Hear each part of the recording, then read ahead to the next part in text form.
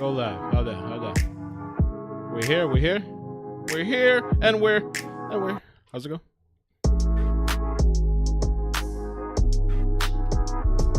We're here, and we're. Can't start off the stream like that.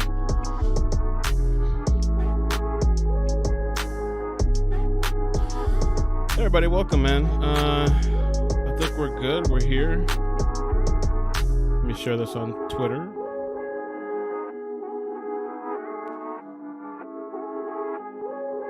People are still coming in. Okay, good.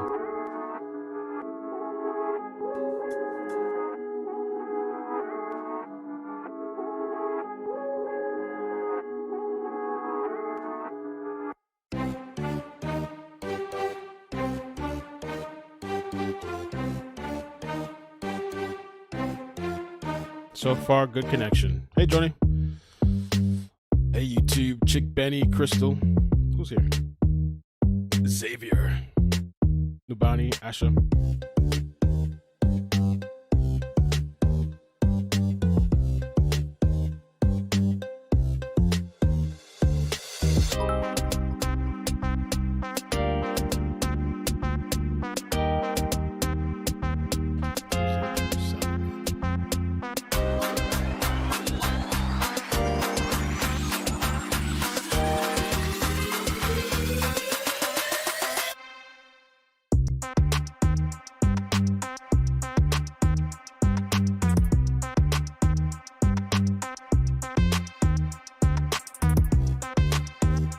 Allison, Sarah, hey.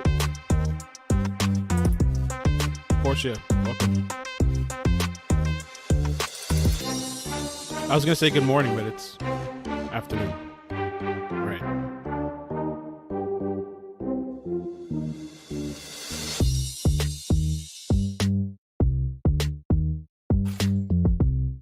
Get comfortable.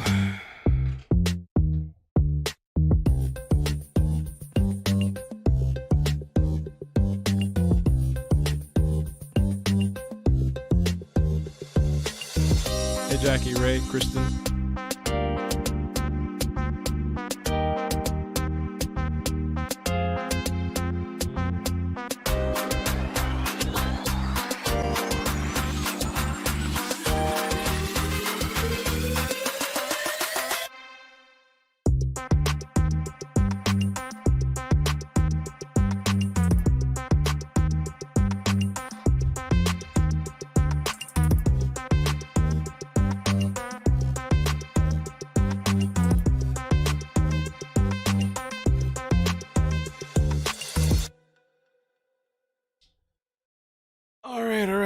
Welcome, it's iCkEdMeL. How you guys doing? Good afternoon.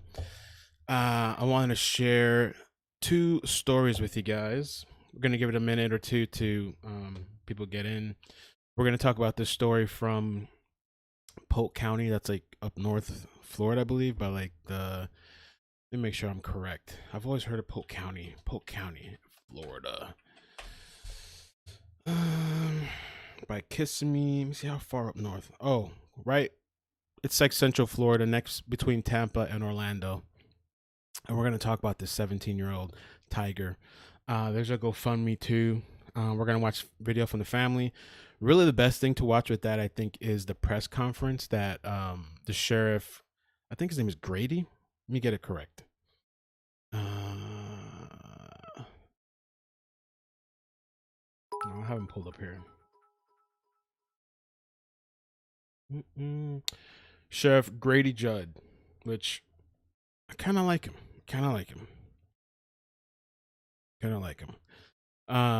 And then after we're done with that, we're going to talk about Daphne Westbrook, which is a story that we covered a while back about a supposed missing girl. With that, if you never heard of that story, don't worry, because I'm going to replay the clip that I put together, the original clip, and then I'm going to give you the new updates and posts. She said that she wasn't taken against her will, that she wasn't kidnapped, and that she ran away from home. And she even made her own posts on Facebook telling people, stop bothering me, leave me alone, I ran away, okay? Leave me and leave my family alone. And there's people still there commenting, well, why'd you go? And what were you doing all that time? Like, people. So I figured, let me update this, and I'm going to mention it this time and leave it alone unless something else major comes up with that. I feel like I need to put it out there. And also, after we talk about that, I'm going to clip that portion and I'm going to post it dedicated to YouTube and Facebook so that people can leave her alone and her, whatever her family situation is. A couple of things too on the side. By the way, thank you for everybody joining. I appreciate it. Thank you guys for coming. Another thing on the side, I had a weird experience this morning myself. I recorded a clip where I'm starting to kind of exercise again. And so like I'm trying to go for morning or early afternoon jogs. I'm a little shaky. I had a lot of caffeine, too much caffeine. And then now I'm drinking more caffeine. I probably should like slow down. But I went for a little exercise. And as I was jogging, and we're going to talk about it more later. I think let's get the serious stuff out of the way first, and then we'll get to the more funny stuff.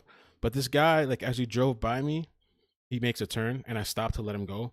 He's this older guy. He's like bald. He's like licking his lips, or like his head is, the window's open. He's literally looking out, staring at me like this. But like a creepy ass look. I'm like, I was so like appalled. I just stood there froze. I was like, and as he drove by, like his head's like turning. And I'm thinking too, like, shouldn't you be looking where you're driving? I'm just like, and then he slows down too. He doesn't even keep going at a normal pace. He slows down. He's like, and just driving by. And then he stops. And I'm like as if he's trying to pick me up or something. That's not even the end of it. I was creeped out, and so I kept walking, right? I kept jogging, walking. I go to the other block, and I make a turn. I go down this long road. You ever get that creepy vibe like somebody's watching you? Yo, I turn around. This dude turned around, turns around the block, comes back, and slows down in the middle of the road. And he's like looking at me. And I'm like, so at this point, I take off my headphones. I'm like, yo, this is some weirdo-ish. Weirdo-ish. And he's like, so I actually recorded that encounter. It's a couple seconds long. At the end of the stream, after we get over the serious stuff, we'll have a little laugh, and I'll show you my encounter. Because the guy's like literally was like, hey, are you okay? I'm like, are you okay? I was like, you're the weirdo driving around. He's, oh, no, it's not like that. I was looking for a patient. So we'll talk about that at the end of the stream. Weird ass experience. And I also thought to myself too, is this how women feel? Like when they're being crept on? I was like, it's a weird ass feeling. It wasn't like flattering or nothing. It was just kind of weird and disgusting. I don't know. So he claimed he was driving around looking for an address for a patient. And it's possible, sure, people look for addresses all the time. I know the area. I know the neighborhood. His vibe, I'm telling you, to the point where as I was walking away, I felt like somebody was watching me. I turned around and it was him. His vibe to me was off. Off. So we'll get into that. So thank you guys for coming. Bolavita, Sarah asked about the members. I'll post the link. If you're on YouTube, it says join. It should say join, but I know people with iPhones, they've told me that they have problems joining and all this kind of stuff. Maybe if you have an iPhone, that could be a problem. Some people need the link. The link is actually in my description. You could try that. But let's get into the serious stuff. And so we're going to watch this. This guy breaks down the story really good. Unfortunately, this guy, Taigur Taguri, I believe, he's deceased. And the story is that he went to go supposedly sell the green stuff, marijuana, right?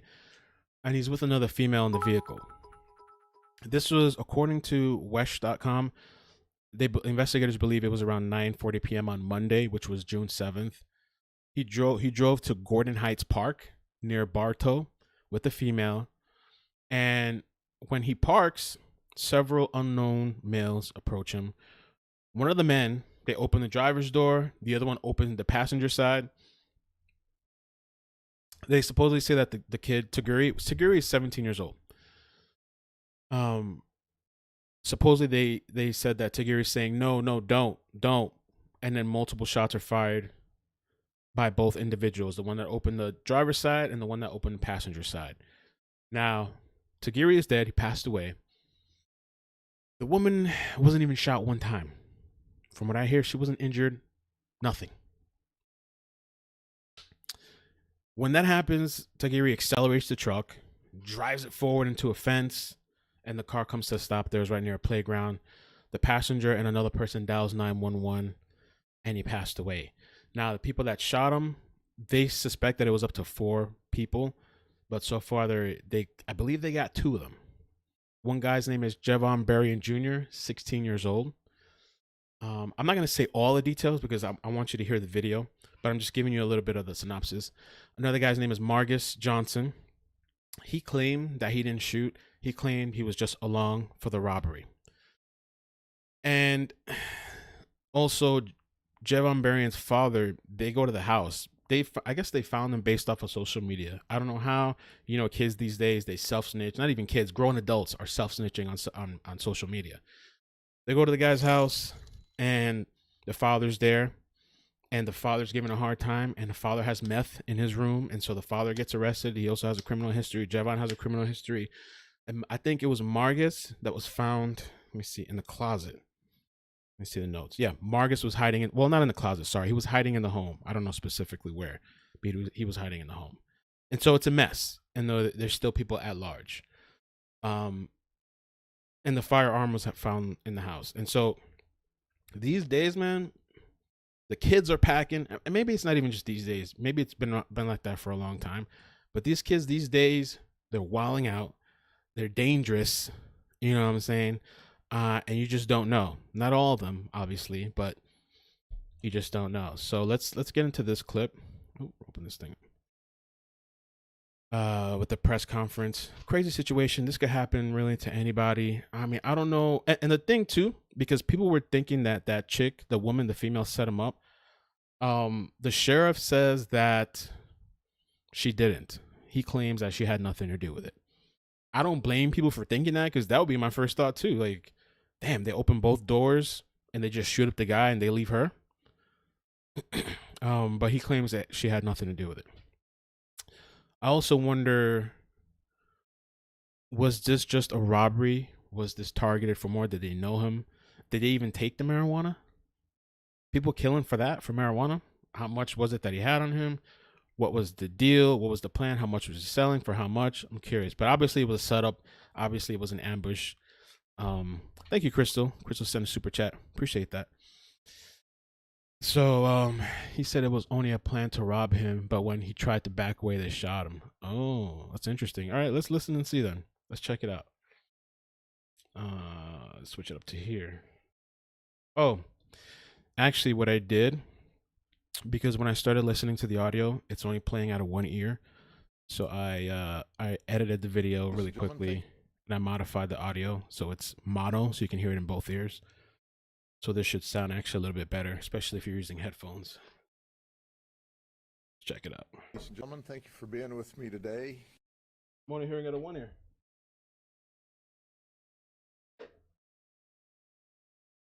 Hold on. Yesterday we met in Gordon Heights early in the morning. Oh, it's horrible audio. I introduced you to our victim, whose name I... No, that's the wrong file. That's the wrong file. My bad. No wonder. Give me 1 second. Tripping. I forgot when I render this stuff, it goes to a different folder. What did I save it as? Oh, here we go.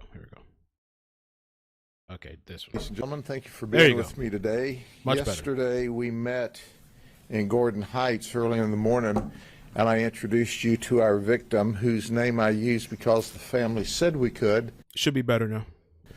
Because they wanted us to do everything we could to arrest the perpetrators that shot and killed their 17-year-old son. Awesome. Tiger was murdered on Monday evening at about 9:40 p.m. when he went on Dudley Street to the Gordon Heights Park, ostensibly to sell marijuana to some people. He was driving his 2017 maroon Chevy Silverado. He had a 19-year-old young lady with him. And, you know, it's been reported in several of the social medias, oh, she was involved, she was involved. No, she was not involved at all, except that she was a victim. She went with him.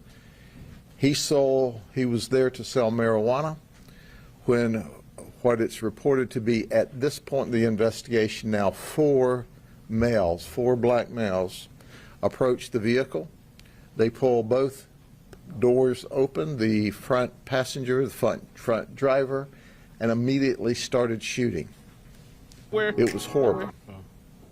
It was a setup. It was an ambush. Of course, the suspects fled on foot from the scene. We were notified and we started our investigation. I think I've told you before, and I'll tell you again, our homicide team is simply the very best. In fact, in almost 13... That's right, Notorious. Supposedly these males, they were supposedly in a gang. That's what I hear. I don't know what gang. If anybody knows the alleged gang, you can say it. But yeah, supposedly they're gang involvement too. Yeah, that's true. And Veronica said that too. Years, we've only had, and this is now not one of the 2. We were able to make an arrest. Our homicide team developed information, and in less than 10 hours was knocking on the suspect's front door. The suspect lived with his grandmother and his father. One of our suspects is Jevon Berrien Jr. We told you that we suspected that they were teenagers or very young adults, and sure enough, Jevon is a Bartow High School student in 11th grade. And he was joined that night when they robbed by Margus Johnson. Margus Johnson is 16 years of age, and he's a Fort Meade High School 11th grader.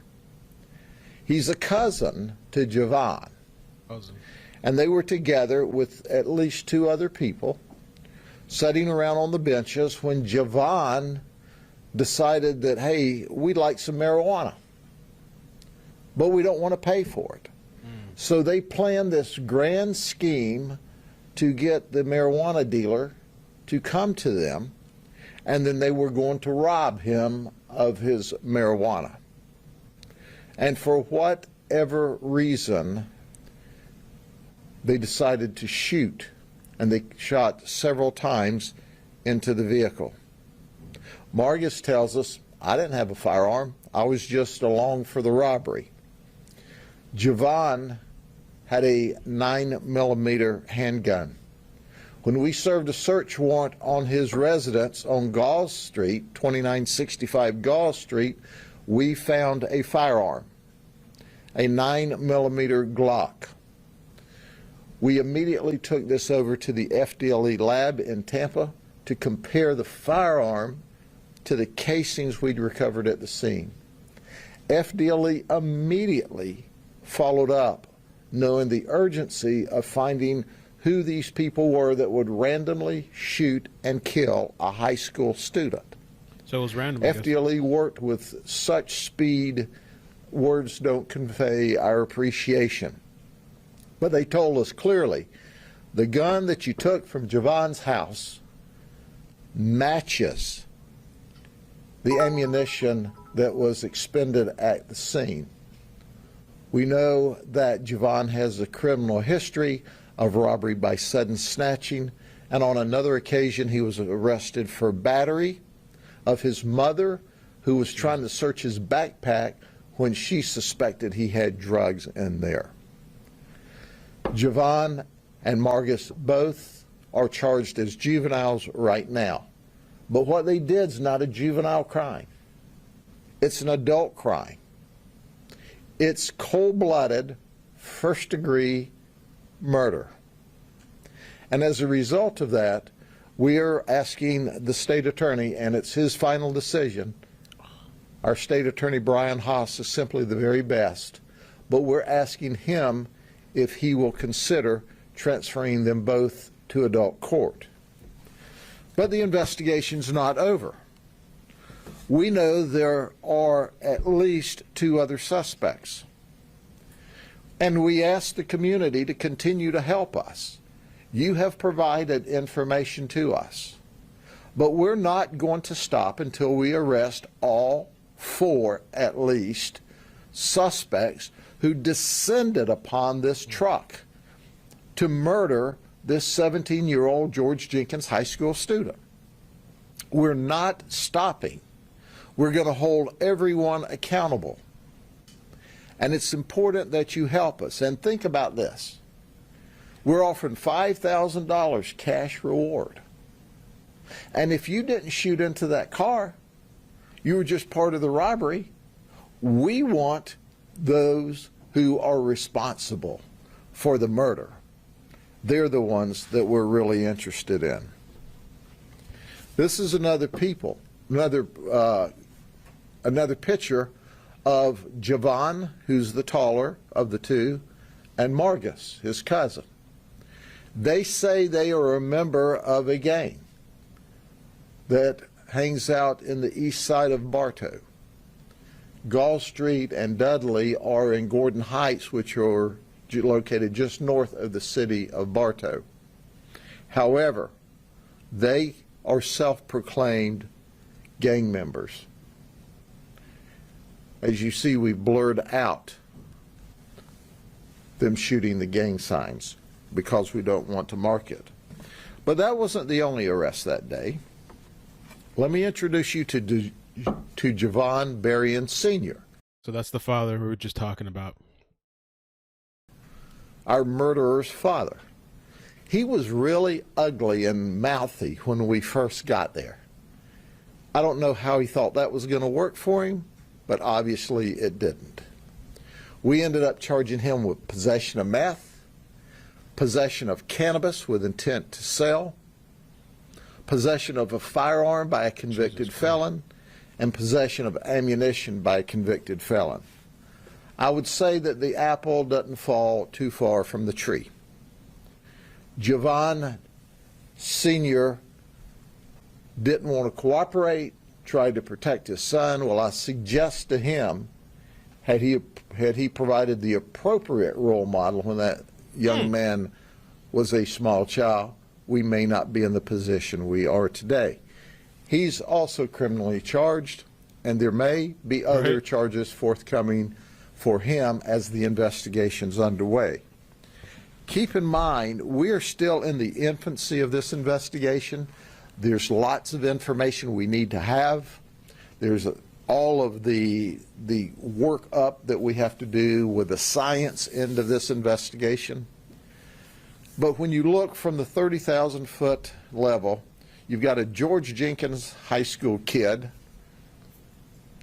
that was the victim of a robbery attempt and a cold-blooded first-degree murder by a Bartow high school kid and a Fort Meade high school kid.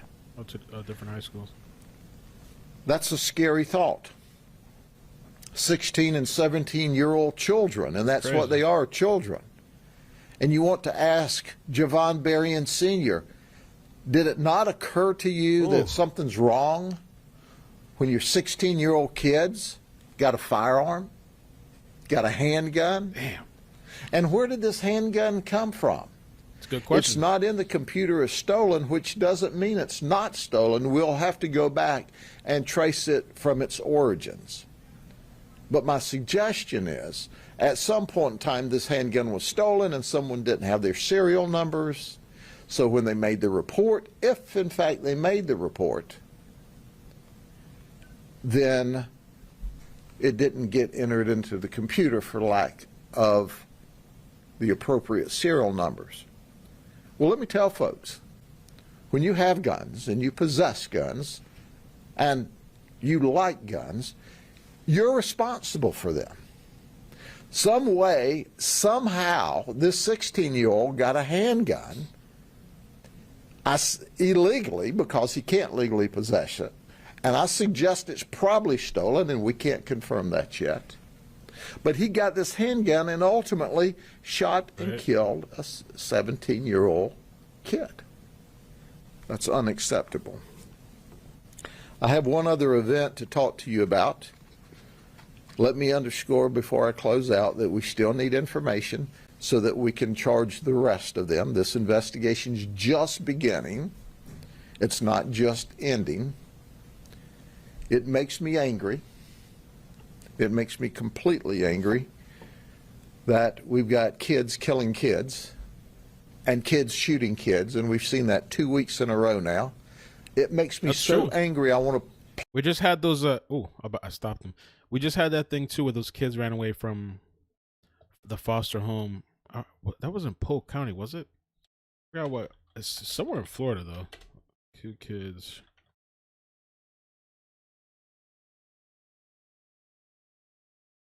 I didn't even cover that story. Yeah, 2 kids run away from two foster children, 12 and 14. They start having a shootout with police.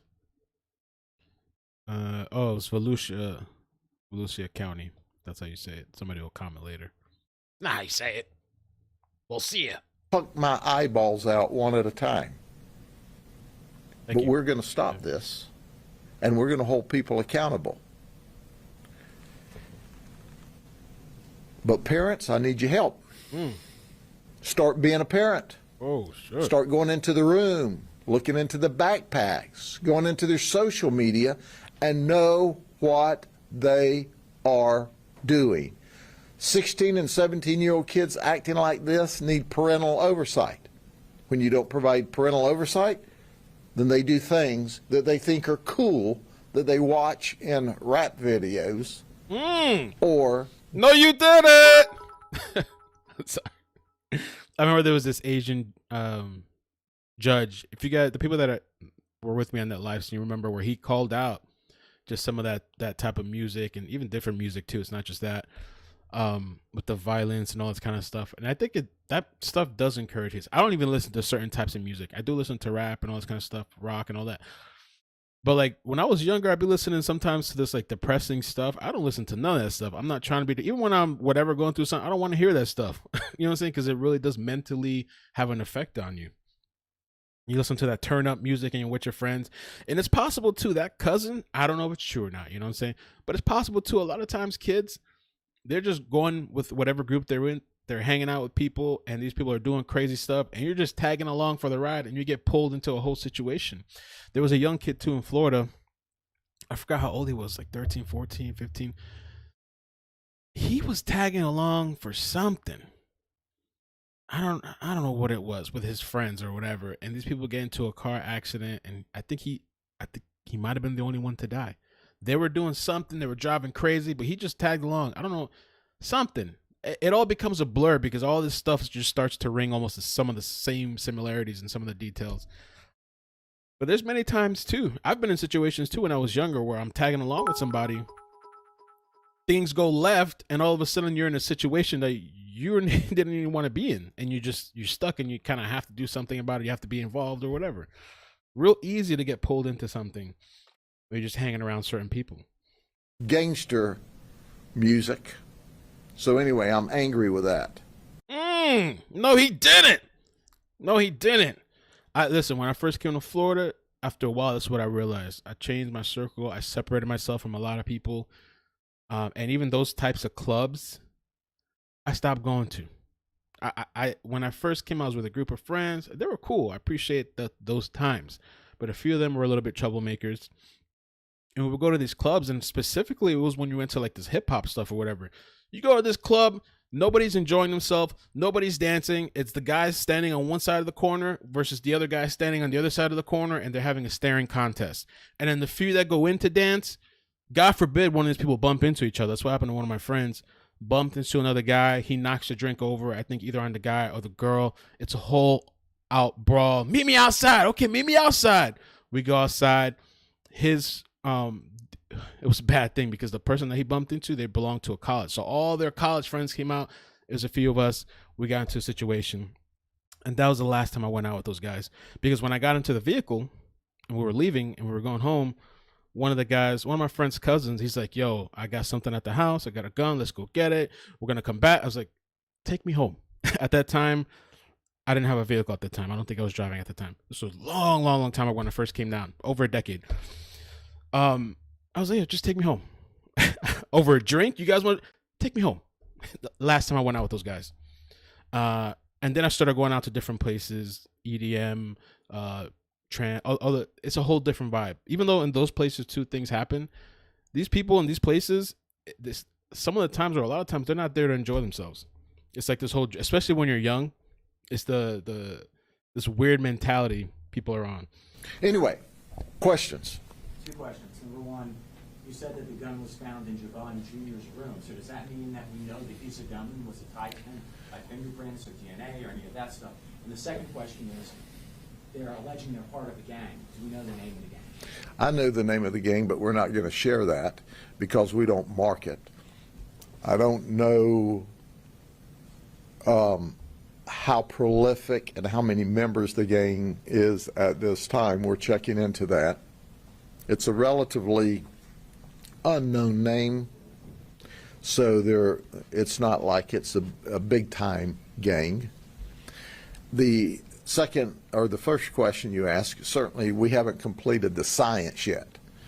But, you know, it doesn't take a Rhodes Scholar to figure out that when you've got the same gun in the 16-year-old's room that was just used to kill the 17-year-old approximately 900 feet away, that it's probably he's the shooter. And we are developing other information. That's true. It doesn't necessarily have to be like an actual gang. A lot of times there's these little cliques. When I first came, I was with a group of friends. They called themselves by the name of a street. Hindsight, it's funny looking back at. I can't believe that. But, you know, a lot of times too, there's just people form little cliques by streets or whatever, and they associate and they call themselves by the street name. Information, and obviously we have other information that we're not sharing with you now that convinces us that Jevon Jr. is the shooter. Sure. One of the shooters, at least one of the shooters. We don't know, there might have been 4 shooters, but we're still working on those details, okay? How concerned are you with the uptick in gang violence in Polk lately? I mean, we've seen quite a bit. It's kind of disturbing. Well, it's really gone from 0, for the most part, to like 2 or 3 weeks in a row.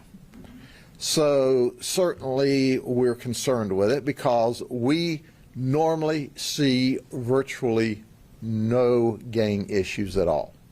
And in the last 3 weeks, we've had incidents 3 weeks in a row. But believe you me, and if you don't listen to me, that's your fault, but let me underscore something. We're going to be hanging all over these gangs like a cheap JCPenney suit. Oh! We're not going to accept this. Okay, I like it. We're going to jail. We're going to put them in jail. We're going to arrest them. But quite frankly, what we'd rather occur is parents first monitor and parent your children so that we don't have to get involved in it and use the authority written in law.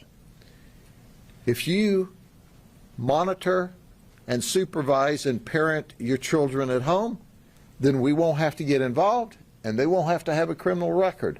But we're not going to allow them to feast on each other with firearms. And that's what's happened the last 2 or 3 weeks. I'm kind of struck by the fact that they intended to rob him and then, oops, you know, fire a gun because this boy is dead. Can you speak to that a little bit more? How? Well, the information that we've developed at this point in the investigation is they never intended to buy the marijuana when they called them up. They are charged, among other things, with conspiracy to commit robbery. They intended to rob them of their dope the whole time. There was never any intention to buy the dope. And when they jerked the car door open and our victim saw that a firearm, and he said, "No, bro," or "Wait, bro," he tried to leave. And as he put the car in gear and tried to leave, that's when he was shot. Did he know these guys? We are still investigating to what extent he knew them. There was obviously a relationship there because he knew to show up from Lakeland or Auburndale. He lived in Auburndale. The 19-year-old actually lives in Lakeland, but they showed up from either Lakeland or Auburndale all the way over to Dudley Drive, which is north of Bartow in the unincorporated area, down a small winding neighborhood, quiet neighborhood road into a county park without any lights. because they don't intend for it to be used after dark. Are you concerned about the availability of guns throughout Polk County? No, in fact, I encourage good people to own guns. I like that. Good people with guns is a good thing. What I encourage, though, is that they appropriately handle them and appropriately manage them. They got to plug in anti-guns in this situation too. They always got to do it, I guess. Whether it's at home or in their vehicle, so that they cannot be easily stolen. So you'll never see me anything other than a proponent of the Second Amendment and for guns. But quite frankly, people steal things and do bad things with them. I don't know for sure this gun's stolen yet, but you know that the 16-year-old can't legally possess it. His dad can't legally possess it, and his dad had a .40 caliber in his room, and the son had a 9mm in his room, and they didn't just get those legally. So I am not concerned with anything other than good people don't own enough guns. One more question. Yes, sir. Are you concerned about the safety around that particular public park?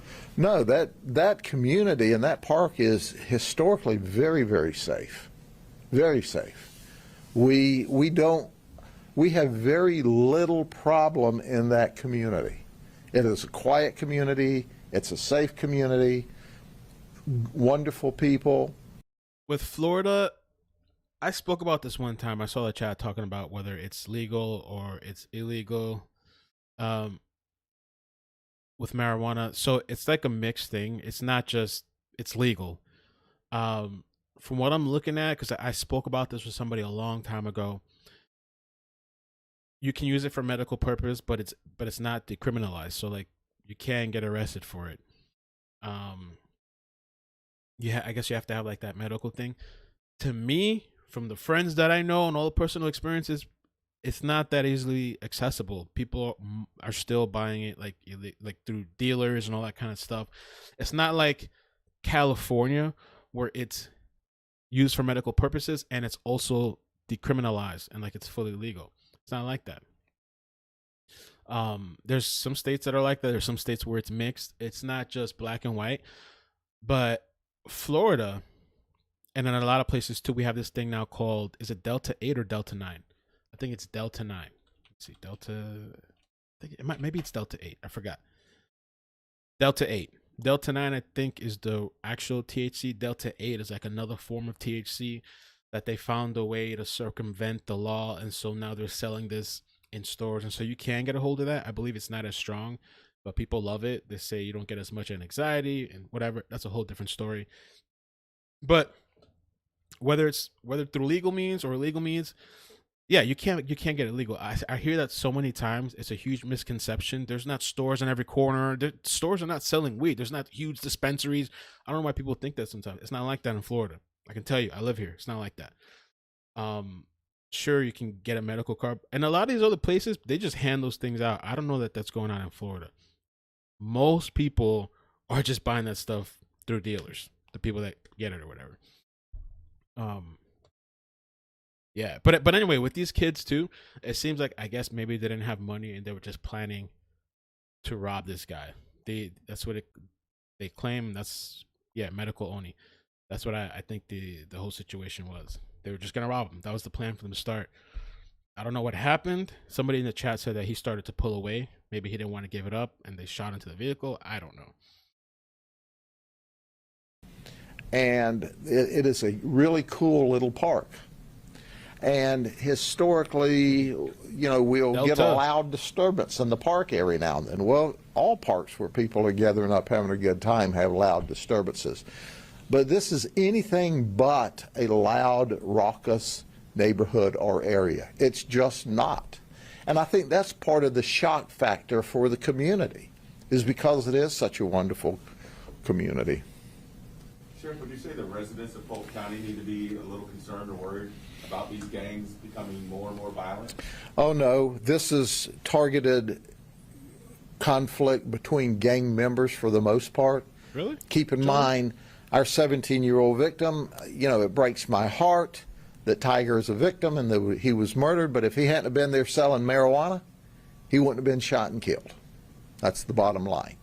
Yeah, The gang it's members unfortunate. we talk about the last couple of weeks, they were feuding back and forth. They're not intentionally involved in other people's lives. But that doesn't mean that there's not collateral damage when they drive down the road and shoot at each other. But make no mistake about it. This is an upcrop that we have not seen in this community in these numbers, where it's this week, and now this week. We don't see that sort of thing. It is usually a very rare event, and it'll return to a very rare event. It's just how much legal pain that they suffer before they start to behave. So Tiger wasn't part of the gang, just the... Tiger was not part of the gang, but Tiger's father, I'm told, had a history of drug sales, and we in fact sent him to prison at some point in time. Oh. Well, you know, children emulate parents. So if Tiger grew up watching his dad sell drugs, Dad, you have some responsibility for your son shot and killed the other shit. night. Damn, this guy's savage. I mean, I like the sheriff. I do like him. He's very blunt and he's up front. I'm so tired of when you hear some of these people come up and it's just this fairy tale and story. He's very blunt with it. Probably doesn't need to add the commentary, but I like it. Yeah, Florida is not a fully legal state of marijuana. You can get arrested for marijuana, maybe depending on a certain amount. There's not dispensaries on every corner like California or whatever. People are not, it's just everywhere and it's all over the place now. Now, the whole thing lately in Florida that's going on is, like I was telling you, the Delta 8. That's the latest thing that's booming. They found some sort of law that circumvents whatever the legality of it. And now you can go into the store and buy Delta 8, I guess the liquid or the candies. And they even have, there's a store in Fort Lauderdale. I think it's like a cookie store, a muffin store. They're advertising and they're making money. And regular people are just going out, buying their stuff or whatever. That stuff is still pretty strong. The Delta 8, I've tried it. That stuff is strong. I wouldn't take that. I wouldn't take that during the day. That stuff is like, go to bed. And it's a small dose. I mean, I've always been a lightweight. I've never been into smoking because it just makes me too much anxiety and too much whatever. It's never been my thing personally. But that's the biggest thing right now. And not just Florida, everywhere. The Delta 8 thing is booming,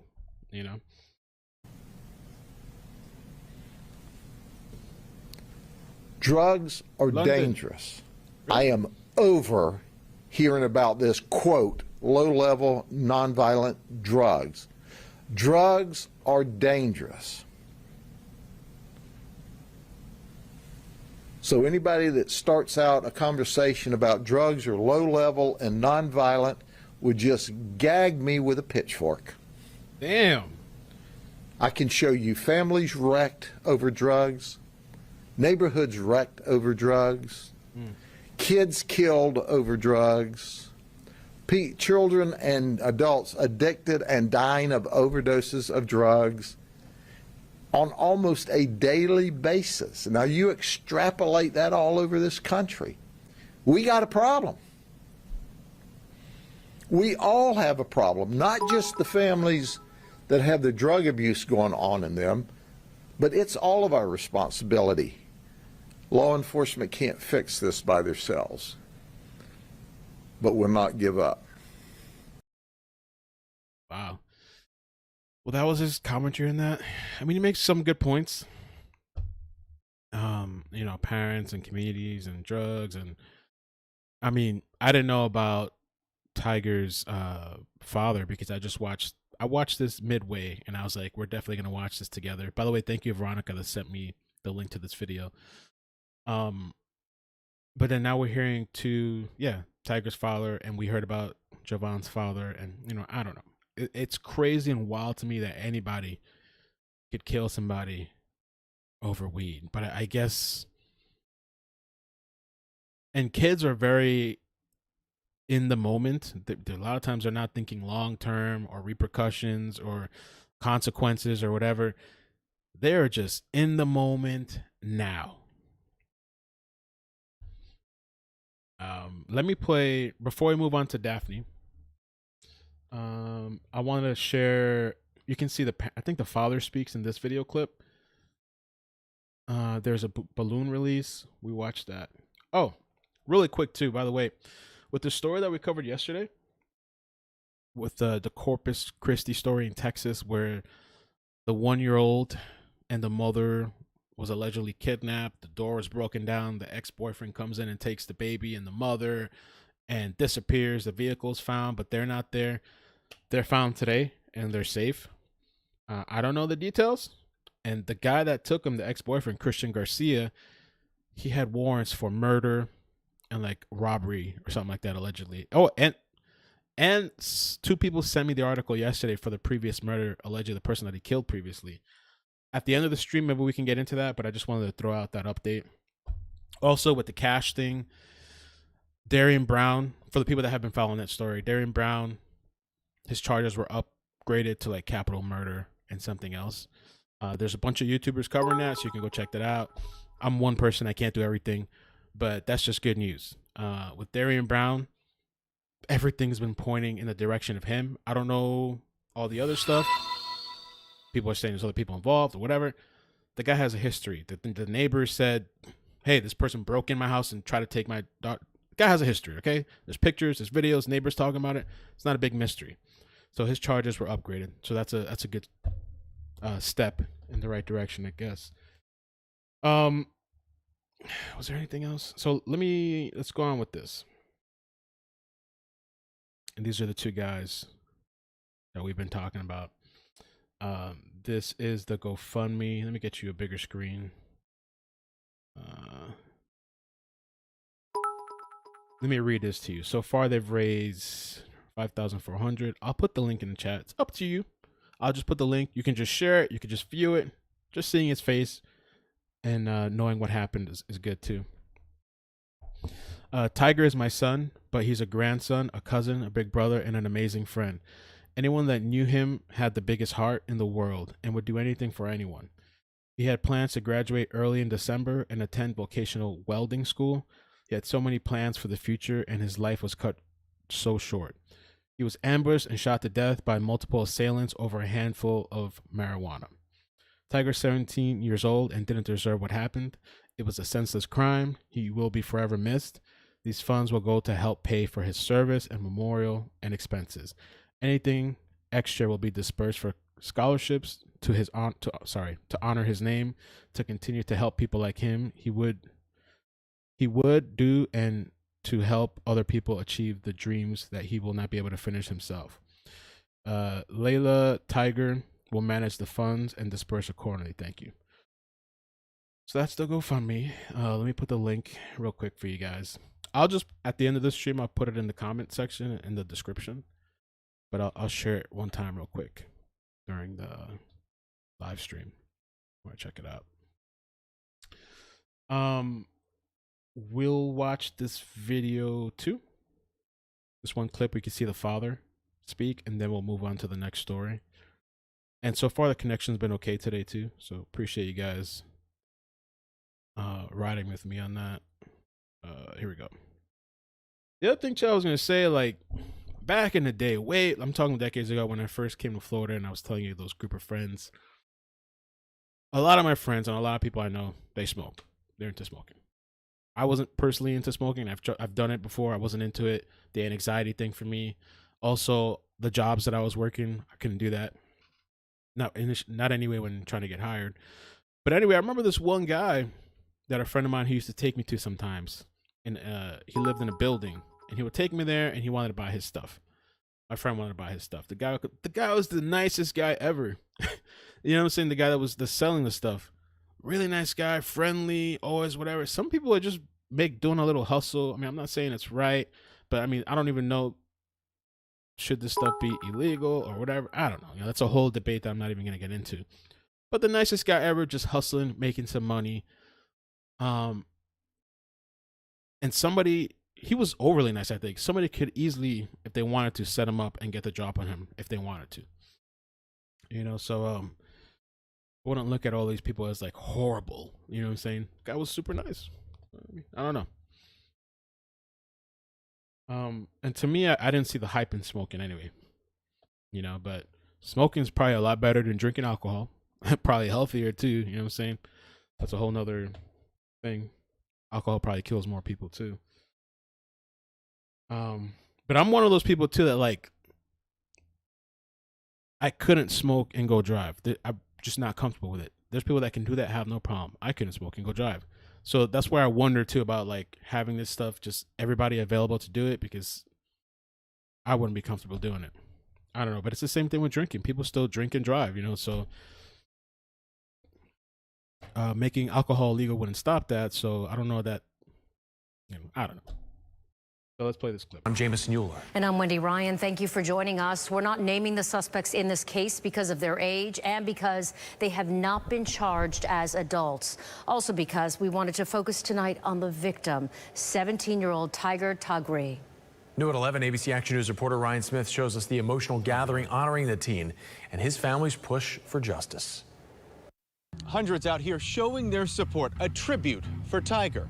The Polk County teen gunned down on Monday, authorities describing it all as an ambush. His father tells me he wants to see the two teenagers already arrested, charged as adults. A sea of red, Taigur's favorite color, spans this Polk County. Which I believe they are arrested. The whole adult thing, though, I don't know that that's happened. County Park. It shows me a lot of people cared. Tears and hugs, family and friends comforting each other the best they can. This many people showing up, everybody here showing their love for him, it goes a long way showing who he really was, and he didn't deserve that, what happened at all. Muhammad Tajuri lost his son 2 nights ago. Detectives say the 17-year-old was shot to death at a park in Bartow. I hope that memory, that nightmare, that what they saw, what they did, I hope they remember that forever. Although difficult, Taigur's parents want to share his story, making a public plea for justice. Because you took something from us that we can't get back. Polk deputies arrested 2 cousins this week, just 16 years old, charging them as juveniles with first-degree murder. The sheriff says 2 more were involved. I think that they should be charged as adults. Obviously, you. Yeah, there was just a public shooting in Palm Beach County. We'll touch on that at the end, too. We'll get into that a little bit. 3 dead after shooting at Publix in Royal Palm Beach. What the heck is going on, bro? Commit a crime like that without compassion, I think you deserve any kind of punishment that they can give you. Oh, Jesus. No copyright. Taigur's short but impactful life. I know he's smiling. I know he knows he's got everybody he loved together and one. Taigur's parents tell me funeral services for their son will start 10 a.m. on Monday at Victory Church in North Lakeland. So, all right, we're going to move on from that. Just wanted to share that horrible story, horrible situation. It's just dirty, you know, to do that kind of thing over something so, you know, something so trivial. Oh,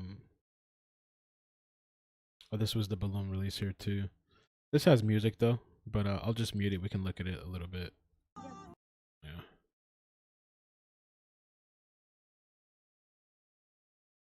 It seemed like a lot of people liked him too. Taigur. This is a balloon release. A lot of people. I guess maybe from the school too that showed up. That's crazy, man. You never expect somebody to die over that, or somebody to kill over that. Jesus.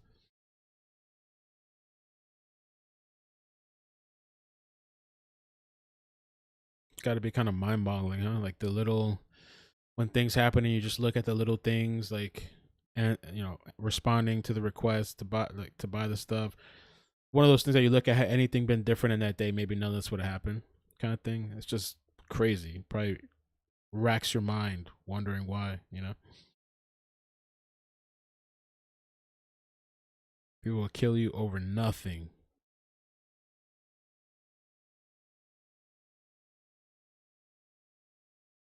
Gotta really watch who your kids hang with too, man. And the teenagers too, it's probably kind of hard to control some of the situations. Kids are just running wild. They'll just run away. They'll go do what they want to do. If they don't want to listen, and one of the kids too, we were talking about earlier, beat his own mother up. I don't know if it was Margus or Jevon. Beat his own mother up when she was trying to look through his bag or his backpack to see what was going on. You know? Kids are wilding. So, all right, let's get into the second story. We're at an hour in. This one will be kind of brief, but there's an update to this. And after the second story, then we'll touch on the Publix shooting, and I'll touch on my little weird experience today where the old guy was following me, licking his lips, weirdo stuff. All right. So Daphne, I'm just gonna play the clip that I did previously.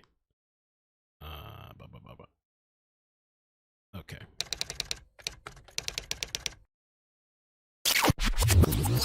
Accredited this person. I'm not gonna say how, but for sure this person knew things before things were public. Oh snap! I just got an Amber Alert. I think it was from Tennessee. A nationwide Amber Alert has been issued for this 17-year-old girl from Tennessee, who authorities say Daphne Westbrook is her name. She was by her father, John Westbrook, over a year ago, and he may have taken her to the Tampa Bay area. A nationwide Amber Alert was issued today. 3 dozen tips have come in since just last week. Rona and investigators are desperate for the one tip that leads Daphne home. I hope you guys are having a good weekend, and I wanted to talk about this story because if you remember yesterday's video, while I was recording, an Amber Alert popped up, and it was Tennessee, which I thought was weird, and I decided to check it out and look it up today. Now, before we get started, you might hear a little bit of background noise because my daughter's watching TV behind me, so excuse me on that. But I figured I can try to cram this into a brief video that is packed with information. Now, Daphne Westbrook, she's 17 years old. She was last seen by her mother, Ronna Kurtzinger, October 4th, 2019. Daphne was going to go visit her father because he had like weekend visitation things. And she leaves, and that's the last time the mother sees her. Please know that nobody's angry. You are so loved. The last time they saw each other in October of 2019, Daphne had left their home in Chattanooga, Tennessee for a weekend visit with her father. Looking back, hindsight is much clearer than when you're in the moment. There were a lot of warning signs. I just didn't see them. I need the steps to be taken to give her the emotional and physical support that she needs. Every teenager deserves that. And no matter how old they are, every person deserves that. It's not your fault that you're in that situation. This is not her fault. And I need her to be okay. I need that. And I will do everything that I can to make sure that she is. Now, over that weekend, according to WRCB TV, they state that Daphne texted her mother and said, "Is it okay if I come back a couple hours later?" because she wanted to go for a walk with her friend and dog, because she has 2 dogs, according to some of the reports that I've seen. Those 2 dogs are named Fern and Strawberry. And that weekend, of course, she never showed up. So she went on October 4th, 2019 to her father's, and she was supposed to come back. She texted her mother for like an extension for a couple of extra hours because she wanted to go with her friend and dog for a walk, but she never showed up. A little bit of the height and weight with Daphne. She's 5'3" and 110 pounds. And John, which is the father, John Westbrook, he's 6'4", 200 pounds. Daphne has brown hair and brown eyes. John has brown hair and blue eyes. Now with John, he's considered an IT specialist or expert, and he did computer security for small businesses in that area of I guess Tennessee. He also specializes in blockchain technology, Bitcoin, which makes it very difficult for investigators to trace his whereabouts. They said that they've had an extremely hard time tracking this guy because of the technology that he's using. He's also well versed, I guess, in hiding and maybe disappearing, it seems like, and covering his tracks. One of the articles stated that he considers himself the real life Jason Bourne. He's considered an expert in disguise, has shielded their phones from detection, and uses cryptocurrency. Investigators believe he's keeping her in order to control her. And the whole thing that kind of started this was, according to WKRN, Westbrook took his daughter after a custody agreement ruled that he could only have Daphne over every other weekend. They claim also to avoid paying child support. So there have been multiple reported sightings of Daphne and John, and it states here in November 2020, the teen was seen in the Denver area, and in February, John Westbrook spent weeks in Pueblo, Colorado. The duo has been traced to Colorado, New Mexico, California, and Washington. However, they could be anywhere. John is known to take his daughter horseback riding, and Daphne may have her dogs, Fern and Strawberry, with her. They also state that Daphne or John might be trying to alter their appearance, or according to these people, they're claiming that he's forcing her against her will. I don't know if maybe she went willingly at one point, and then now they're claiming that it's against her will.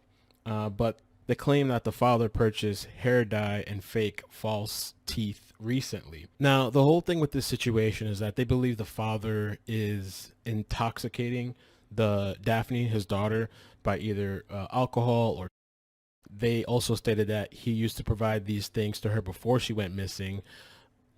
Also, Daphne supposedly contacted a friend of hers, and they stated that she had ideations. Westbrook was indicted last month on charges of aggravated after Daphne managed to send a message to her friend that she was considering self.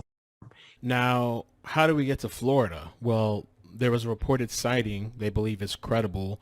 I believe the sighting was on March 6th. Fort Walton Beach, Florida.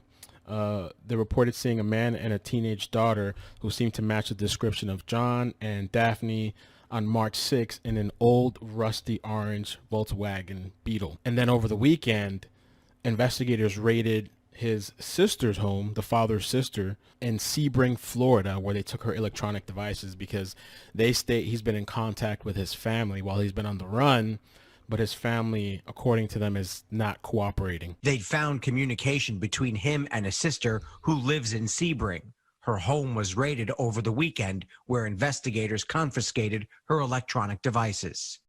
Now, we're told the father's family is not cooperating with investigators. Again, please call 1-800-TBI-FIND if you have any information. So John, Daphne's father, was charged with custodial interference in June. And then in October, Daphne was placed on the state's missing children website before Westbrook was charged with aggravated last month. An Amber Alert was issued Wednesday, and the Bureau said it was only able to do this because Daphne's father qualified for a crime in Tennessee, but the pair could be anywhere. The TBI says new evidence is uncovered in the case, which resulted in today's Amber Alert. Now Westbrook is wanted on charges of aggravated. So the final thing I'd like to watch with you guys together is the district attorney talk about the case. Our investigations revealed she presently is expressing ideations, and she has not just presently, but she has a past history of that as well. District Attorney General Neil Pinkston says because the grand jury was suspended during COVID-19, it delayed indictments towards Daphne's non-custodial father, John Oliver Westbrook. He's upset due to a custody order that the judge here in Chattanooga ruled that he only got her every other weekend. In order to avoid that and avoid paying child support, he just leaves with her. She has this odd affection to him now because prior to her leaving, he would give her alcohol, LSD, mushrooms, and he's now, we know from recent witness interviews, that she's constantly and/or drinking alcohol provided by him. That's added to the TBI's concern for the teen's well-being. And that's really it with that. I mean, I'm sure we don't know a lot. I'm sure there's a lot of pieces to this puzzle that's missing. With regards to the text message where she sent a message to her friend, I believe it hasn't been released publicly, and we don't know the exact details or content of that text. It's just what they're telling us. The other thing, too, is I wonder who are these witnesses and who's saying that the father's been doing this, that he's been giving her all these different things to keep her, sedated? You know, what's up with that? What's going on with that? This entire ride, the entire time he has her like that, or is it some sort of manipulation? I don't know what's going on, right? So there's a lot of questions that need to be answered, and they need to find out if she's okay. I just want to say thank you guys for all the support. So, all right. So that was the previous video that I did on this, right? Now there's an update. She was found, and I wasn't even going to cover this. I was just going to change the title of that video, but there is an update, and she's saying that she was not kidnapped. Okay. We're going to get to her Facebook post. We're going to get to her Facebook video because she's posted on her own social media. And I spoke to somebody too recently, somebody very trusted, incredible. And he told me a little bit about this situation. And he told me everything is not what it seems to be. And I was also told that, things aren't so copacetic on the mother's side of this whole situation. That, I mean, I don't want to say too much because people come, legally or whatever. I just heard, they were making it to seem like everything was on dad, but it's not all like that. Maybe mom has issues and stuff like that too. And this girl maybe didn't actually even want to be there. So before I get to her Facebook stuff, let me read you this article and we can talk about this, because she's telling people on her Facebook, and she's over 18 now, I believe. She was 17. She's 18. Yeah. She's 18, over 18. She's saying to leave her alone, leave her family alone, and that she wasn't kidnapped. She left on her own. She ran away from home. Okay. Let's read this article here, and then we'll get into the... So this is her right here, Daphne. That's the father. And this was on June 3rd, okay? About a week ago or so. A missing teenager who authorities once believed was in serious risk of danger was found safe in South Alabama last week. Daphne Westbrook was found in a small town of Sampson, the Tennessee Bureau of Investigation said in a statement posted on social media. Daphne was allegedly kidnapped in 2019 in Chattanooga when she was 16 by her father, John Westbrook, who didn't have custody. Tennessee investigators didn't release details about the teen's condition or how she was located, but Sampson Police Chief Jimmy told the news that Daphne was found during a traffic stop. He said that she was alone in a car with her dog, and she told officers that she had been on her way to the beach. The guy said she seemed fine, and we asked her if she needed anything, and she said she was okay. Okay. No, I don't believe the father was ever found. She was found alone.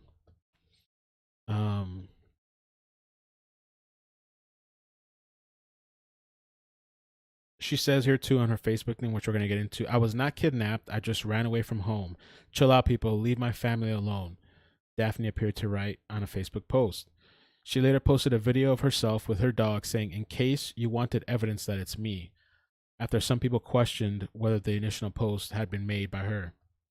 The search continues for the father, 42-year-old Westbrook.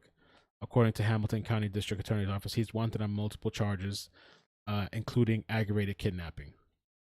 So I don't know what the whole deal with that situation is. Like I said, I spoke to somebody that's very credible. We're going to get to her Facebook now. I spoke to somebody that's very credible. And that person told me that everything just isn't what you think it is on the surface. I'm sure it's probably complicated. I don't know what it is.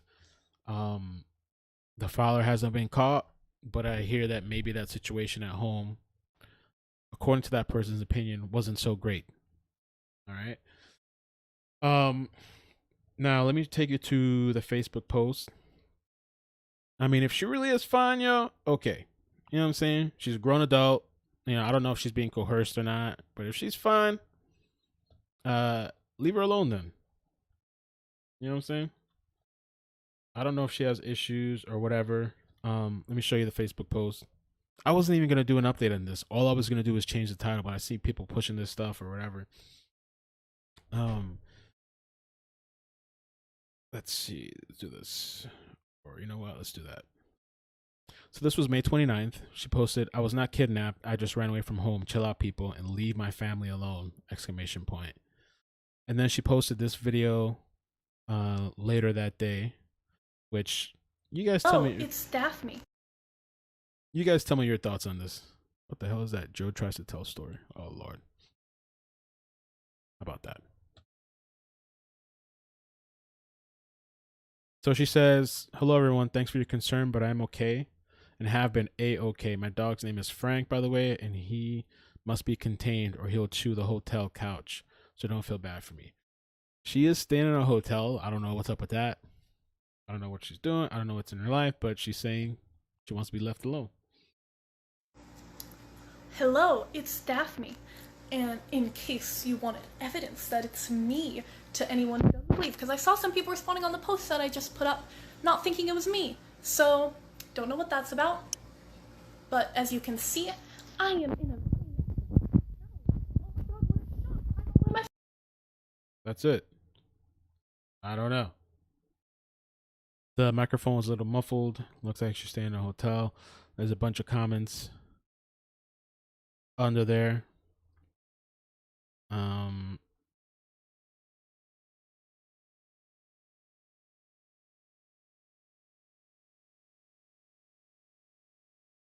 mean, she's okay. You know, I don't know. Maybe she's still in contact with the dad. Maybe she has her own personal reasons. I don't know. But police did pull her over. They questioned her. They talked to her. I don't know. Hello, it's Daphne. And in case you wanted evidence that it's me to anyone who doesn't believe, because I saw some people responding on the post that I just put up, not thinking it was me. So, don't know what that's about. But as you can see, I am in a...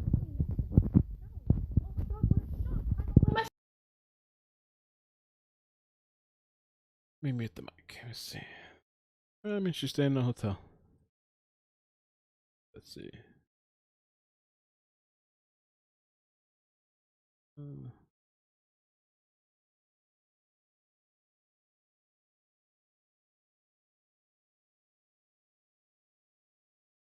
don't know. So that was the little Daphne update. She's found. I might clip that and post it later. I'm not even interested in clipping it and posting it later. I'll just timestamp the video under, and whoever wants to watch it can watch it. They can just click the timestamp. People are saying they believe, and my 2 cents says she does not look together mentally. She's with some guy because someone is paying for it. Probably, maybe, I don't know. This is a weird situation, Mel. My 2 cents. I would not be looking for her. Leave her alone at this point. Yeah, I would say the family can contact her. I saw somebody comment saying that they're her aunt. They sent her a friend request. Now it's a family thing. And she's 18. She's over 18. You know, whatever happens to the father or whatever, I guess that'll be dealt with. Police found her, and you know, from what I heard behind the scenes, there might have been a reason she didn't want to be at home. You know, I don't know. So, okay, let's look at this quick off topics. Let's look real quick at this story in Florida. There was a shooting just like an hour ago. You can't even go to groceries. You can't go to the movies. You can't go to a parking lot. God forbid you make an accident when you're driving. Somebody pulls out a gun and tries to shoot and kill you, kills your kid. It's just the insanity. And check this out. A man, a woman, and a child were found dead after a shooting Thursday morning inside of Publix, Royal Palm Beach, the Palm Beach County Sheriff Office confirms. Oh, Jesus. Let's check out the video clip.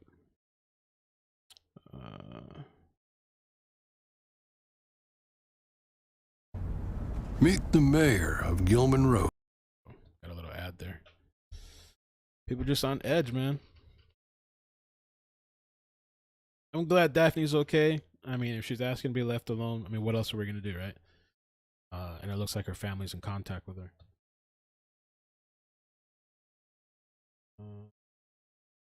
News where 3 people have been shot and killed at a Publix in the village of Royal Palm Beach. Deputies found one adult male, one adult female, and one child dead from gunshot wounds. They're also telling us that the shooter is among the dead.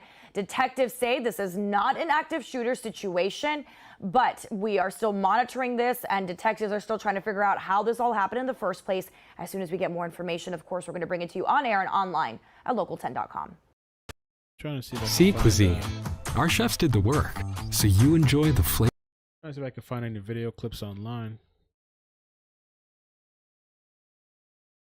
See if there's anything else on here. 3 dead. Public shooting. And then we'll get into my little weird experience. Are you straight? Yeah. The heck?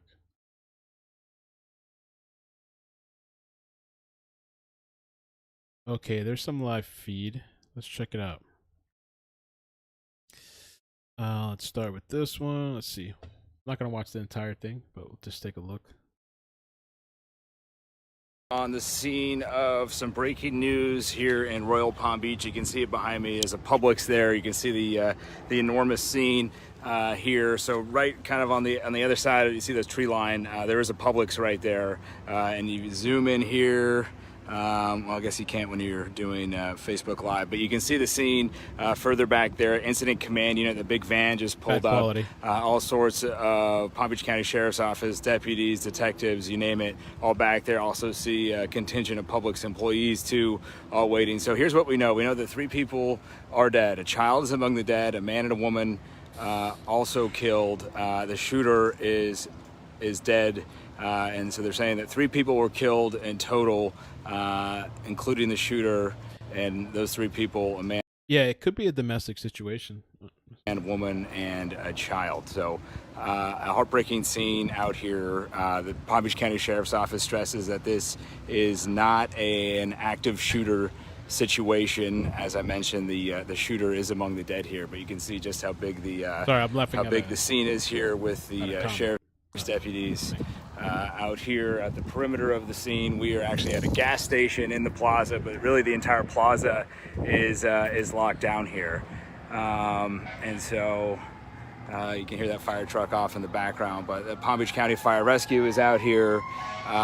So again, just to recap for everybody here, joining on, 3 people are dead. A child is among the dead, a man and a woman. The Palm Beach County Sheriff's Office says that the shooter is among the dead, so it's not an active shooter situation. But right now, Sheriff's Office is trying to piece together what exactly led up to this shooting. Thanks, Mom Furby says, how are you, iCkEdMeL? I remember last time we talked one-on-one, you were not sure you wanted to keep doing this. Yeah, with YouTube, since the very beginning, every now and then I have the feelings, and I think a lot of creators or people that make content have a feeling of, should they keep going? Should they stop? I always keep going, but I've always flirted with the notion of just stopping, you know what I'm saying? Because, you know, it's just up and down sometimes. But yeah, thank you. Appreciate the super chat. Inside the Publix here in Royal Palm Beach. Obviously a sad scene out here. Don't know the age of the child. And so obviously a surprise and shock. We know 3 people are dead among what led up to this. Yeah, so I just skipped forward to that because we're not going to sit and watch 30 minutes of somebody saying the same thing over the shooting here. So that's what the latest. Grocery store. Let's see if there's anything new on here. Which is over the scene, and you're taking a look at what appears to be employees of this Publix. And we do know that they were evacuated from the store while it might be a domestic situation. Are investigating the situation, and we're continuing to monitor this live feed from Chopper 5, WPTV's Chopper 5. Details are scarce. What we do know is that detectives are here and investigating a shooting inside a grocery store of Royal Palm Beach, Florida. You can see some tents set up there as law enforcement are convening on this grocery store to investigate a shooting. You can see 2 police vehicles on the back of the store. These are Palm Beach County Sheriff's vehicles outside of the loading dock of this grocery store. We do know that 3 people are dead, but this is not an active shooter situation. Police wanted to emphasize that on Twitter. They say this is not an active shooter situation. Again, they believe that one of the adults that were found dead inside the grocery store is the shooter. So again, 1 adult male, 1 adult female. So a man, a woman, and a child all dead. Maybe they knew each other, you know? Inside of a Publix grocery store in Royal Palm Beach, Florida. You can see the chopper here zooming into the intersection, showing us exactly where this is, Royal Palm Beach Boulevard here in Florida. And again, you can see this chopper is flying above the Crossroads Shopping Center in Palm Beach, Florida, where 3 people were found shot dead in a grocery store. That's the Publix in Crossroads Shopping Center in Palm Beach, Florida. And we do know that officials are saying this was not an active shooter situation. We're keeping an eye on the AP WPTV. All right, so we'll keep an eye on that. I'm curious to know a little bit of the backstory. Maybe once more information comes out, I'll maybe make a quick video. It sounds like it's possible. I don't know. It could be a domestic situation. If it was a woman, a child, and then the guy shot and killed himself after, possible domestic situation. Real quick, I guess I'll share a little clip of the video from earlier today when I was on my little exercise thing. Bizarre. So I was, I'll repeat the story real quick again, and then I'll play part of the video, not the whole thing. But I was jogging earlier this morning, and on my jog, I was getting to like a street, and this old guy. It's kind of weird because I know we're just talking about a serious topic, but there's this old guy as he's driving by me, and I stopped to let him drive. I'm not gonna cross because he's driving through. He's like licking his lips and looking at me like. He's just like and slowly driving and creeping by, and I was like, "What the heck is going on?" I'm kind of standing there. I'm like, and then he just slows down. His windows open, and then like as he's driving past, he comes to a stop. I'm like, is he trying to hit on me or pick me up? Does he know what he's doing? Like, it was just really weird. So I kept walking. I go about my day. I go about my business, and I do my little jog, my little exercise. I hit the block corner, I turn around, and then I go down another corner, and I start going down this road. And I get this weird creeper vibe. You ever get that vibe or that feeling that somebody's looking at you? I felt something. So I turned around. And it's him. It's him. He slows down. He's at this other intersection, and then he stopped. He literally, it's the road. It's not like a main road, so he stops at the middle of this little crossroads thing. And he's just there, and I'm there, and so I take off my headphones, and I'm like, and it's like, and so I walk up to him, and he pulls up, and it's like, "Yeah, is everything okay?" I'm like, "Are you okay? You're the weirdo driving around." Let me play that clip a little bit. Hey, hold on a second. Let me a little bit. Hey. Okay. Huh? Everything okay? I don't know. Are you okay? You're the weird one driving around. No, because I have a patient here. I don't see the address. You have what? I need to see a patient for here. Uh-huh. But the address is confused. Oh. It's not there. Oh, okay. No, I thought you were. I don't know what was going on. Okay. No, papi, no. Okay. No, papi.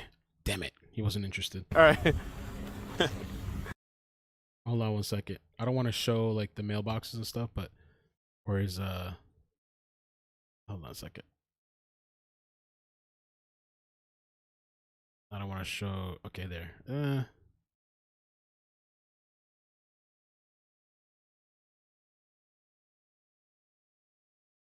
Nah, I don't want to show the license plate or anything, but I should have probably just blurred it out. But yeah, he was driving in this weird white vehicle. I don't want to put the guy on blast.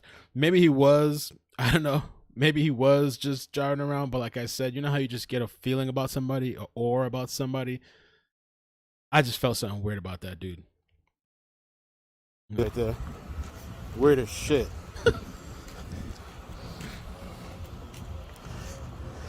Yo.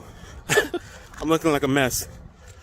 But I've been trying to exercise there, and I just basically told the story again. He told me, he was like, he pulls up, and he was like, "Is everything okay?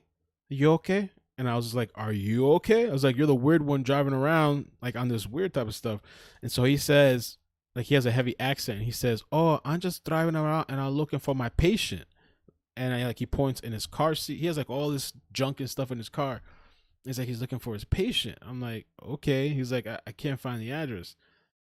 Okay. And then he's like, and I'm like, okay, because I thought something was going on. I don't know what's going on. No. Okay, Poppy. Weird.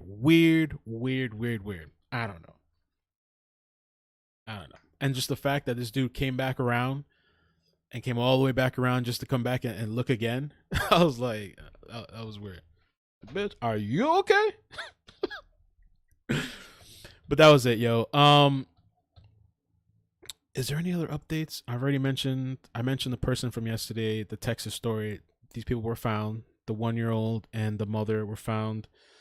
The father, not the father, the ex-boyfriend, he has not been found yet, to my knowledge. And the guy that was assisting him, the weirdo, another weirdo. We got a lot of weirdos. The weirdo, he hasn't been found either, to my knowledge. So I don't know what happened. Hopefully they find this guy. Oh, you know what I'll do real quick? Let me find you guys because the guy was wanted for murder on a different thing. He had a warrant for that. Let me pull up that story real quick, and then we'll call it a stream. I know Flossie sent it to me, and real quick. Again, I appreciate you guys coming through. Please hit like if you wouldn't mind. Subscribe, turn on the bell with notifications. I appreciate the support. Did I get disconnected? The live restart? Looks like the live restarted. I don't know. At some point it restarted. Warning, please check video resolution. Current resolution 720. What in the world just happened? We just lose everybody? Let's see.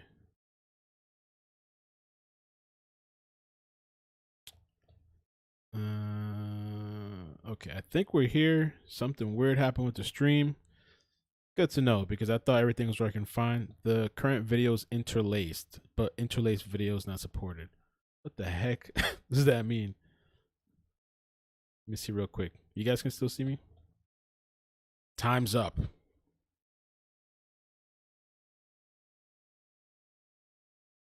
Yeah, you guys can still see me. Okay. I don't know what YouTube is telling me. We're going to rock out with our out. YouTube is not receiving enough video. Okay. Strange buffering and blacking out of the screen. It's weird. All right. Let me push on. We're going to finish this and we'll call it a stream. Comcast is going to have to still come out on Saturday because I'm still having issues. I'm glad we got through most of the stream. But Comcast is definitely, they're going to have to come out, man, because I can't keep doing this with these videos. Okay, so yesterday, this is the guy that supposedly kidnapped his ex-girlfriend and the 1-year-old, Zaylee and Jezebel. They're found today. And so he had previous warrants for a murder charge. You guys are back? Okay, good. Thank you for letting me know. So this supposedly was the previous incident. This was posted by Corpus Christi Chronica. The man who kidnapped a 1-year-old and a mother on Tuesday afternoon near the airline road has a murder warrant for the death of a 32-year-old. Her name is Emily. And that's why I was like, I'm glad these people were found okay, because shit, they could have been the next ones killed. Emily Walters. The suspect, Christian Garcia, has a murder warrant out for Nueces County set for $1 million, and U.S. Marshals are actively searching for him and the 2 he abducted, which now they're found. May 26th. I guess that's this year. Oh yeah, May 26th. Wow, that's very recent. This guy just killed somebody. 32-year-old Emily found murdered on May 26, 2021 at the Sterling Apartments in Alameda Road. Officer said the reporting party told police that the owner of the apartment had been in jail for several weeks, and when he returned to his residence after being released, he entered the apartment and found 32-year-old Emily. The medical examiner's office officially ruled Emily's death a homicide.